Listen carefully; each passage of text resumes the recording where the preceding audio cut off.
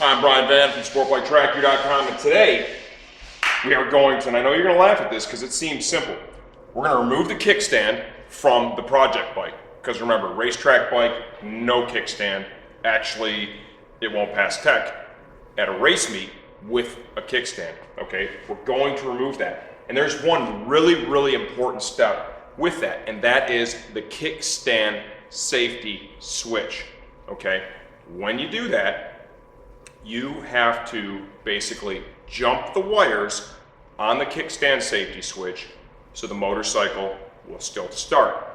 I know you're thinking, hey man, just twist them together, put some duct tape on it, call it a day, right? Or use a butt connector.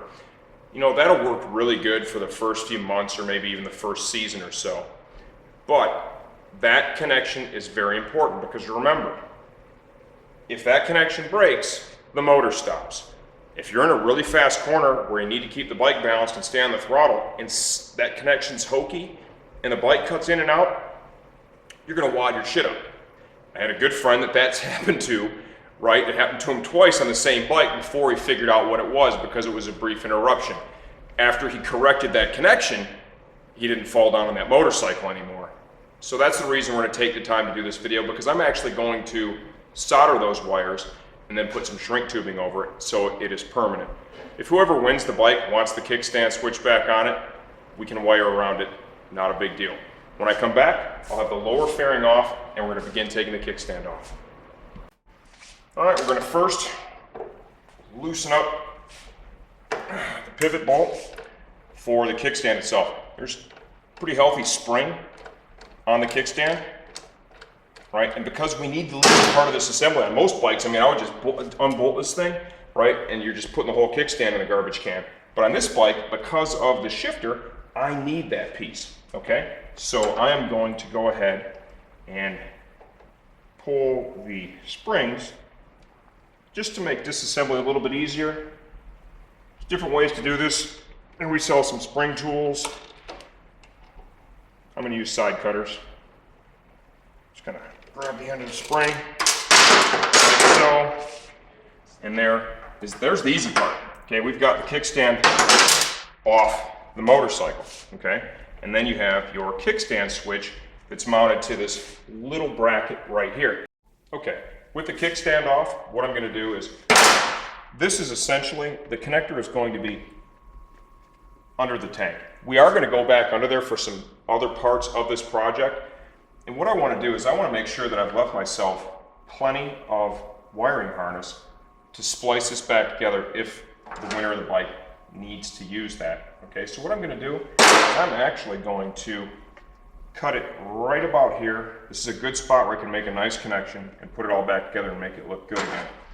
I'm going to go ahead and just take the side cutters, make sure I've got the right one, and go ahead and cut that, and then we're going to work on this side. As you can clearly see, there are two pieces, just two wires in there. So this is a pretty simple operation, right? I'm going to trim back the insulation just a little bit.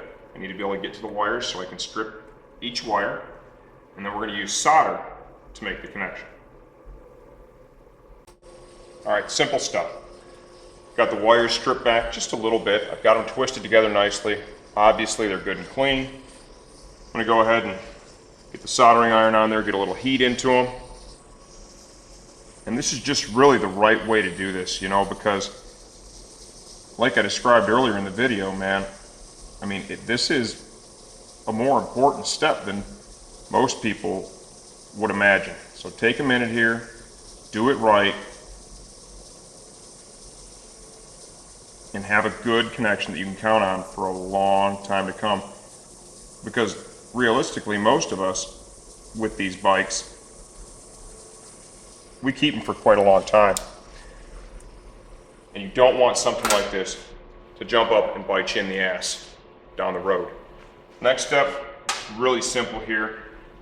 I'm gonna go ahead and put some shrink tubing on. I'm gonna cut the shrink tubing a little bit to the long side because I want to be able to seal the one end off, right? I'm gonna actually heat it up and then pinch it over. Just go ahead and tickle that a little bit.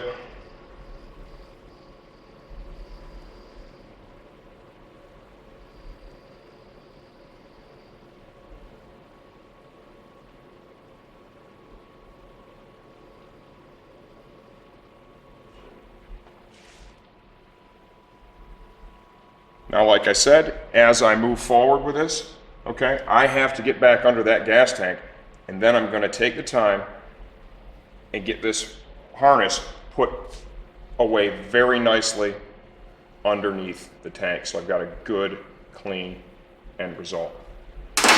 Next up, just gonna take a minute, 4mm Allen, unbolt the switch. We'll put that to the side so it is available in case we need to put it back on the bike after somebody wins it. Okay, this is the final result here, right? I've actually got an extra layer of shrink tube over it. It's sealed off nicely. You can see that it's gonna tuck up nicely inside there. Remember, I'm gonna address that when I've got the tank off. I've got a couple of things that I need to do under there. So I kind of leave it hanging out now as a reminder that I need to go there. Remember, this is an important step, okay? I know that on the surface, you know, this seems like something very basic, but I've got a good friend of mine, 2 accidents, one that resulted in a pretty solid injury, and he is 99% sure that was the cause because he found it after the second accident, which was a really small one, not like the first one. So there you have it. Kickstand removal, take your time, solder the connection together so it lasts a long time.